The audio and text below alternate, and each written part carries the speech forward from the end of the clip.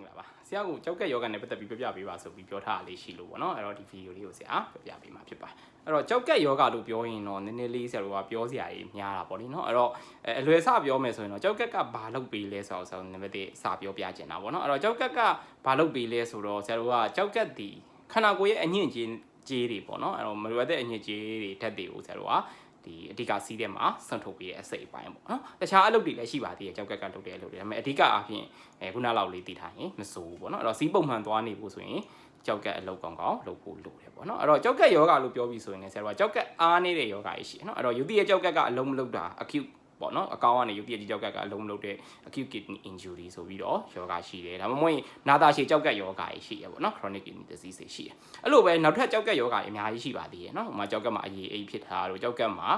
ကြောက်တယ်တာတို့နော်နောက်တစ်ခါကြောက်ကက်ရောင်တာပေါ့စသဖြင့်ပေါ့နော်အဲ့တော့ကြောက်ကက်ယောဂတွေကတော့အများကြီးရှိတယ်ဒါပေမဲ့အဲ့ဒီကြောက်ကက်ယောဂတွေရဲ့နောက်ဆုံးသဆင့်ကြရင်ခုနပြောသလိုကြောက်ကက်အားနေတဲ့အဆင့်ပေါ့နော်ရောက်သွားတတ်တယ်ပေါ့လေနော်အဲ့တော့ကြောက်ကက်ယောဂတွေကအဓိကဘာကြောင့်ဖြစ်တယ်လဲပေါ့အဖြစ်များတဲ့ဟာယူပဲဆရာပြောမှာပေါ့နော်ဒီက cost ကတော့အများကြီးပေါ့နော်အဲ့တော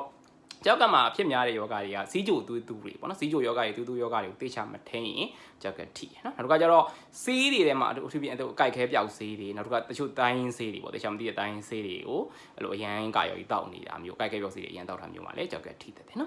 ်နောက်တစ်ခါကျတော့တခြားအနေနဲ့ဆိုရင်ခန္ဓာကိုယ်ကရေဓာတ်တွေအရန်ဆုံးရှုံးသွားတာမျိုးပေါ့ဥပမာဝမ်းလျှောတာတို့ပေါ့နော်အဲ့လိုမျိုးတွေမှာလည်းရေဓာတ်ကိုသိချပြတ်မဖြစ်မိဘူးဆိုရင်ကြောက်ကထိသွားတာမျိုးတွေရှိပါတယ်နော်နောက်တစ်ခါကျတော့တခြားအကြောင်းရင်းတွေလည်းအများကြီးရှိသေးတယ်ဟိုမှာကြောက်ကရောင်တဲ့အကြောင်းရင်းတွေပေါ့နော်ဒါတွေအကြောင်းလည်းကြောက်ကထိရမျိုးတွေလည်းရှိသေးတယ်နော်နောက်တစ်ခါကျတော့တခြားပေါ့နော်မျိုးရိုးဗီဇဆိုင်ရာယောဂတွေအကြောင်းလည်းကြောက်ကထိရတွေတော့ရှိနော်နောက်တစ်ခါအဖြစ်များတာကတော့ဆေးတွေရဲ့နော်သွေးတိုးစီးကြိုစားတဲ့ယောဂတွေနောက်တစ်ခါကျတော့ကြောက်ကက်မှာပိုးဝင်တာတို့ဘာလို့ကြောင့်လဲကြောက်ကက်ထိရမျိုးတော့ရှိတယ်ပေါ့နော်ဒါမျိုးတွေရှိတတ်သေးတယ်နော်အဲ့တော့ဖြစ်တဲ့အကြောင်းရင်းတွေကတော့အများကြီးပေါ့စီကြောက်ကိုတေချာမကူမိရင်လည်းကြောက်ကက်အားနေသွားတာမျိုးရှိတတ်ပါတယ်နော်အဲ့တော့ကြောက်ကက်ထိကြိုက်လာပြီဆိုရင်ဆရာတို့ကပါလဲပေါ့နော်ကြောက်ကက်ထိကြိုက်လာပြီဆိုရင်ဆရာတို့ကဟာဘယ်လိုစသိမလဲပေါ့နော်အဲ့တော့ကြောက်ကက်ထိကြိုက်တယ်လို့ပြောပြီးဆိုရင်တော့ကြောက်ကက်အားနေပြီဆိုရင်တော့ဆရာတို့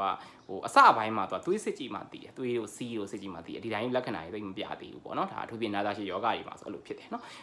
်နောက်တစ်ခါကျတော့နည်းနည်းလက္ခဏာပေါ်ရင်တော့ကြောက်ကက်ရုပ်တရက်အလုံးမလို့တော့ဘူးဆိုရင်စီးနေသွားတာမျိုးဖြစ်တတ်တယ်နော်နာတာရှိကြောက်ကက်ယောဂကြီးမှာကျတော့စီးရချက်ချင်းမနေသေးဘူးအစိုးပိုင်းမှာလို့စီးခဏခဏသွားခြင်းတာမျိုးကလည်းကြောက်ကက်ထိခိုက်တာနဲ့နည်းနည်းဆက်တတ်တယ်နော်အဲ့တော့စီးရပုံမှန်တက်ခဏခဏသွားနေတယ်ပေါ့ညဘက်မှာခဏခဏစီးထားပေါက်ရတယ်အရင်ကတက်ဆိုင်ဒါမျိုးဆိုလည်းကြောက်ကက်များထိလာပေါ့ဒါကြီးကြည့်ရတယ်နော်နောက်နည်းနည်းပို့ဆိုးလာပြီဆိုရင်ခန္ဓာကိုယ်တွေဖောရောက်နာတွေဖြစ်တယ်လူကမောတယ်နုံနေတယ်နော်နောက်ပိုင်းအစားတွေသိမစားခြင်းဘူးပေါ့အဲ့တော့ပြောချင်တာကြောက်ကက်လို့ပြောဖို့ဆိုရင်သူကရုပ်တရက်တစ်ခါရရင်ကြောက်ကက်ကြောက်ဖောရင်တော့ကြောက်ကက်သိတယ်ကြောက်ကက်မှန်တော့သိတာပေါ့နော်မျက်နှာကြီးဖောတယ် cherry ရောင်တယ်ပေါ့အဲ့လိုမဟုတ်ဘဲနဲ့တခြားခုနပြောတဲ့ပြူတာအန်တာတွေများတယ်တို့အစာမစားခြင်းတော့နုံနေတယ်မောပန်းလွယ်ရယ်ဆိုရင်ကြောက်ကက်မှန်မသိဘဲနဲ့လေကြာနေရမျိုးတွေလည်းရှိတတ်ပါတယ်နော်အဲ့တော့ကြောက်ကက်မှန်သိချာသိခြင်းတော့ခုနပြောသလိုသွေးစစ်ကြည့်တာစီးစစ်ကြည့်တာလောက်ပါအဲ့ကြောင့်နာတာရှည်ကြောက်ကက်ယောဂဖြစ်နိုင်တဲ့အလားအလာရှိတဲ့လူတွေပေါ့အထူးသဖြင့်သွေးတူးသမားတွေစီးကျိုးသမားတွေနော်အကိုက်ခဲပြောက်စေးခဏခဏတောက်တဲ့လူတွေစီလန်းကြောင်းမှာပိုးခဏခဏဝင်သက်တာစီးကြောက်တဲ့လူတွေဆိုရင်ကြောက်ကက်ထီလားမထီလားကိုသွေးစစ်ကြည့်မှာပဲဆရာတို့ကတေချာသိတယ်ပေါ့နော်သွေးစီးစစ်ကြည့်မှာသိတော့အဲ့ဒါမျိုးဆိုပုံမှန် regular ဆရာတို့ကျန်းမာရေးစစ်ဆေးမှုတွေမှာကြောက်ကက်တက်ကိုတခြားထည့်စစ်ကြရတာမျိုးရှိပါတယ်နော်အဲ့တော့ကြောက်ကက်လူကောင်းတွေမှာတော့အသက်ကြီးလာပြီဆိုရင်ဆရာတို့ကြောက်ကက်တက်ကိုပုံမှန် regular check ရပြီးမှဆရာတို့ထည့်စစ်ရင်ထဲမှာကြောက်ကက်ထိသွားတဲ့လူတွေလည်းထိတာကိုအကြမ်းမသိတဲ့လူတွေလည်းရှိတယ်ပေါ့နော်ဒါမျိုးရှိအဲ့တော့ကြောက်ကက်မထိအောင်ကအဓိကအားဖြင့်တော့ဘာလုပ်ရမလဲပေါ့ရေများများတောက်မရေကိုတစ်နေ့2ဘူး3ဘူးလောက်ပေါ့နော်2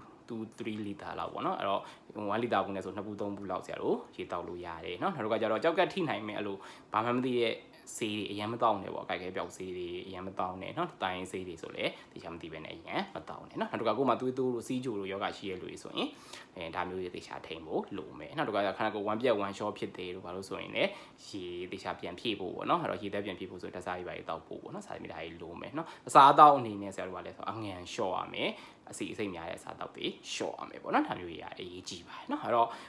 တကယ်တမ်းထပ်ပြီးချဲ့ပြောရင်တော့လည်းအများကြီးရှိအောင်ပါပေါ့ဒါတော့ဆရာဒီမှာဗီဒီယို5 မိနစ်စာလောက်လေးကိုရည်ရွယ်ပြီးတော့လုပ်ထားဆိုတော့ကြောက်ကက်ယောဂတွေအားလုံးကြောင့်ခြုံငုံပြီးပြောတာပေါ့နော်အဲ့တော့အရေးကြီးဆုံးအချက်ကိုထပ်ပြောမယ်ဆိုရင်ကြောက်ကက်တကယ်ထိနေမှန်းသိဖို့ဆိုရင်ဆရာတို့ကသွေးစစ်ကြည့်စီစစ်ကြည့်ရမျိုးရှိတယ်ပေါ့နော်အဲ့ဒါကြောင့်ဆရာတို့ပုံမှန်သွေးစစ်စီစစ်တဲ့နေရာမှာလည်းကြောက်ကက်တက်ကိုထည့်ပြီးတော့စစ်ဖို့တို့ဒီနေ့အသက်ကြီးလာပြီဆိုရင်ဒါအရေးကြီးလာပါတယ်နော်โอเคအဲဆိုရင်ဒါကြောက်ကက်ယောဂအကြောင်းဆရာခြုံငုံပြီးပြောပြတာဖြစ်ပါတယ်နော်နောက်ပိုင်းဆရာတို့ဗီဒီယိုတွေမှာလည်းတချို့အသေးစိတ်လေးထပ်ပြီးပြောပြဖို့အလင်းတင်တို့ဆရာဆက်ပြောပြပါမှာဖြစ်ပါတယ်နော်ကျေးဇူးတင်ပါ